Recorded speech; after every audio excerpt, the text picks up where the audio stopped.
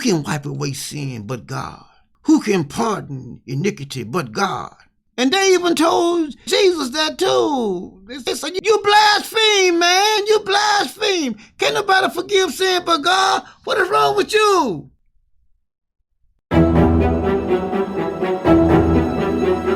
Greetings, our Hebrew Israelite brothers and sisters. This is the high priest, L.D. Smith, the Watchman on the wall. Family, as always, grab that King James, but first and foremost, I want to give a shout out to the whole family. Happy Sabbath, Israel. Family, that being said, we're going to get right into our teaching as always. I tell you guys to read along with me, think about the reading, listen to the word that are coming out of your mouth. And I know that the Most High will give you clear understanding. Now, I think I named this one here something about along those lines. Blessed is the man that trusts in the Lord. And see, one has to believe in the Most High before you can trust him. Do you believe that God is able to do the things that he says that he will do for us? Are you at that state of mind now where you can believe God for the impossible? Are you willing to try to believe God for the impossible? Because he is the one that will do the impossible and that have done the impossible. Now, I'm going to show you something here, and all I want you to do is just think about the vastness, think about the depths. If your mind can just take you as far as it can, you'll see what I'm talking about. Let's try that. Now let's look at Genesis chapter 15. Let's look at let's start at verse 1. It says, after these things, the word of the Lord came unto Abraham. And see, that's how it is with all of the Most High servants. The word of the Lord, it says it over and over. The word of the Lord came unto me saying. The word of the Lord came unto me saying. The word of the Lord can see, but you got all these individuals out here, they just talking. I mean, running from page to page, seeing what this person say over here, seeing what that person say over there. All we want to do is sound good so we can get subscribers. No, I'm looking for the Most Highest people so that I can warn them from him and then get them to be reunited with their God. Now let's look here and see what it says here. The word came unto Abraham in a vision, saying, fear not, Abraham, I am that shield and exceedingly great reward. And Abraham said, Lord God, what will thou give me, seeing I go childless, and the stewards of my house is this Eleazar of Damascus? And Abraham said, behold to me, thou hast given no seed, and lo, one born in my house is my heir. And behold, the word of the Lord came unto him, saying, this shall not be thy heir, but he that shall come forth out of thine own bowels shall be thine heir. And he brought him forth abroad and said, look now toward the heaven, and tell the stars if thou be able to number them.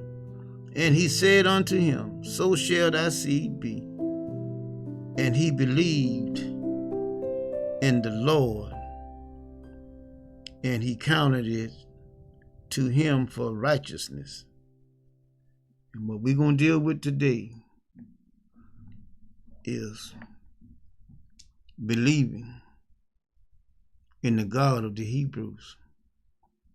If you got any color in your skin at all, it's a possibility you might be family. But this is what the God of the Hebrews promised Abraham. He showed him something extraordinary, something that was great, something that was unimaginable, and then told him, look up there, and now imagine that. That's what I'm going to do. Can you imagine that? Look up there. I want you to start to thinking that in your mind.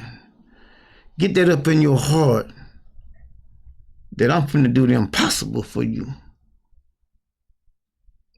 And see, that's how we have to look at our situations in our lives, that God is going to do the impossible. Who can wipe away sin but God? Who can pardon iniquity but God? It's right in the pages. I ain't making up nothing. And they even told Jesus that too. They say, hey, can nobody forgive us? They said, you blaspheme, man. You blaspheme. Can nobody forgive sin but God? What is wrong with you? All y'all Christians, y'all come across this page, y'all go over there and read it in y'all book. That's what he said. The Son of Man have power to forgive sin. They said, man, you blaspheme. But look here. God, the Most High God, is showing him, giving him a picture. Picture this in your mind. That's what I'm going to do for you. Let's keep on going. Let's go to Psalms 33. See, because I need you guys to see this. Psalms 33. Let us look here at verses 6, 7, 8, 9, 10, 11, 12. All right? We're going to read that. Now let us look here now. It says, by the word of the Lord were the heavens made. Y'all see that? And all the host of them that bringeth forth, that bringeth of his mouth, or by the breath of his mouth. He gathers the waters of the sea together as a heap. He layeth up the depths of the storehouse. Let all the earth fear the Lord. Let all the inhabitants of the world stand in awe of him. Boy, he's awesome. Just looking at what he did. Now, it's not if he did this, but he did do this. He done this. You and I can see. He done this because we can see the evidence of it. All you gotta do is just look around. Now, what problem do we have that this God cannot solve? None. But look what he says. Please like, share, and subscribe. For he spake, and it was done. Huh? I showed y'all over and over what he said. The words came out of his mouth concerning y'all and me. He said, if you turn back to me, it's already done. Did you hear what I say? Did you hear what I said?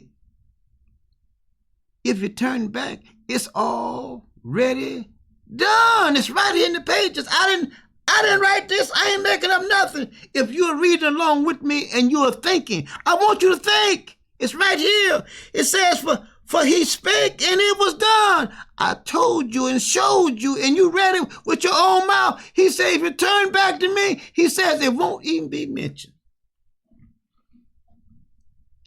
Turn back. It's already done.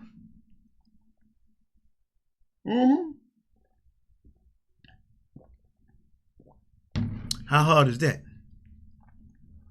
I'm asking you a question, family. How hard is that? What is it going to take for you to understand what I'm saying, or for you to understand what you're reading? Say it with me. He spoke, and it was done. He spoke, and it was done. He said, if I turn back to him, he will forgive all my sins, blot out all my iniquity. He says he won't even mention it to me.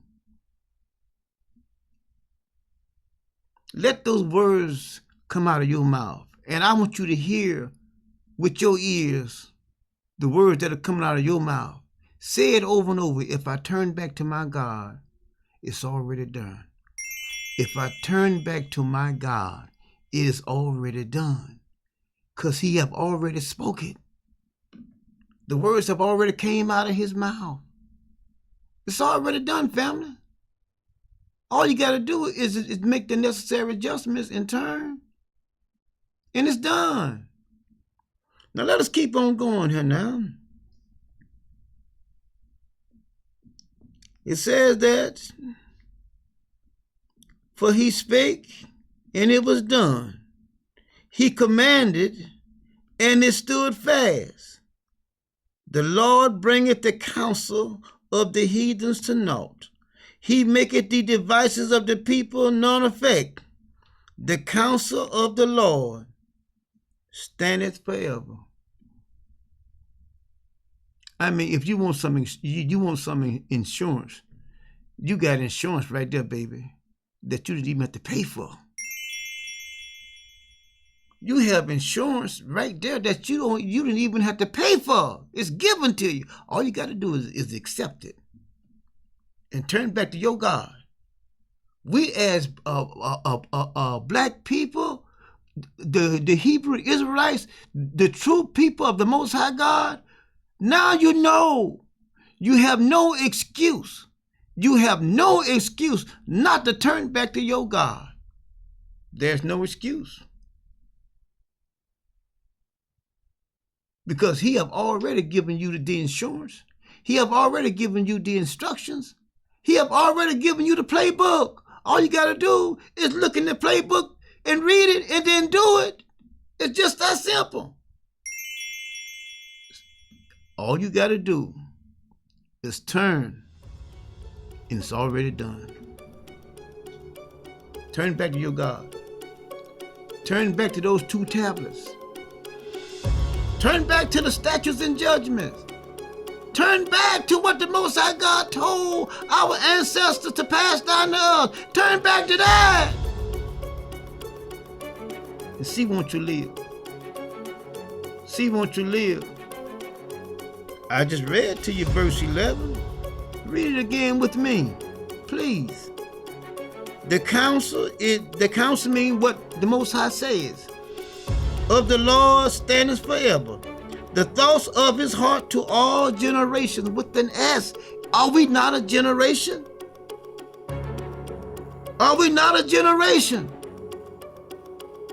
Blessed is the nation whose God is the Lord. Is not he our God and we his people? And the people whom he has chosen for his own inheritance. What more do you want? What more can the Most High offer you in order for you to see whether it is a fair exchange? Even though I know that it is way above and beyond a fair exchange. But what else? What else are you expecting? Of what else would you be trying to expect? I mean, it's all crystal clear. It's all laid out. What else do you want? What else could you possibly want? Are you trying to be God? Do you want to be God? I mean, what will it take for you to humble yourself? Huh? And get that crook out of your neck because it's been stiff so long. What will it take? What will it take if your mind is not made up? Tonight, after listening to this video, you lay down and ask yourself, Lord, help me. What will it take for me to serve you?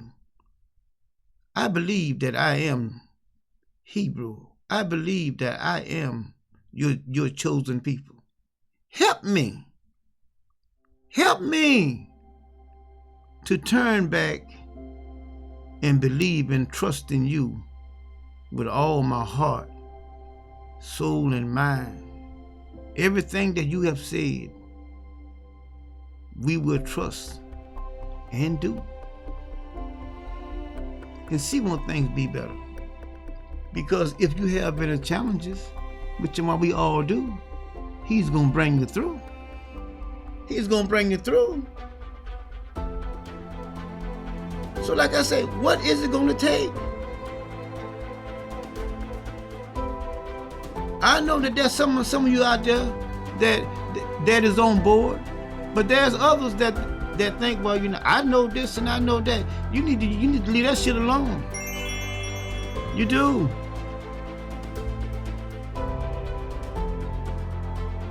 Because the Most High God knows everything, not us. Now let us look here at verse, do I need verse 13? Well, let's just keep on reading here. He says, the Lord looketh from heaven, he beholdeth all the sons of men, for the place of his habitation. He looketh upon all the inhabitants of the earth. He fashioneth their hearts alike. He considereth all their works. See that? Don't you want your works to be right? I do. But your works are not going to be right until you turn back to those 2 tablets and do them. Starting out first, love the Most High with all. Love everything that he does. Even though it may not feel good and you may not understand it, you still love it. Because why? He's right.